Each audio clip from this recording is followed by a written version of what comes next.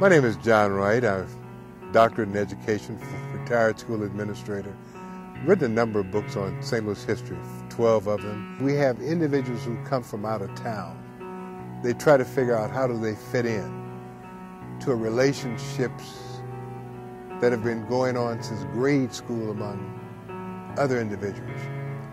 And it's hard for them to do that. And so consequently, they feel like St. Louis has some unique things going on that you just don't find in other places, which is true. All throughout the years, there's been slaves throughout the world. But in St. Louis and in America, the type of slavery that existed left problems that we're still dealing with today. We look at our old courthouse downtown. From there, a number of slaves were sold to settle the estates. Once a year, you'd have slaves brought to the courthouse for sale. In 1861 was the last sale there. William Wells Brown, the first African-American novel writer, was enslaved here in St. Louis. He saw his mother and family sold on the courthouse steps and sold away from him. He went on to be a famous abolitionist.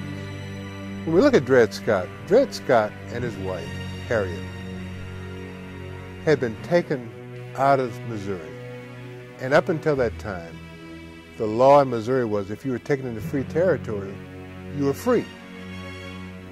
When they came back, they had traveled all around with their owners. And so when they returned to St. Louis, they applied for their freedom.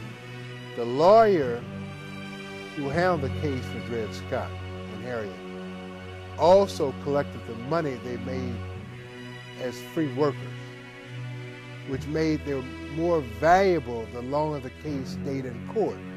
So it became harder and harder for the family to relinquish their hold on Dred Scott. And I think if we're going to make a change come about in this community, education is the key to bringing that about.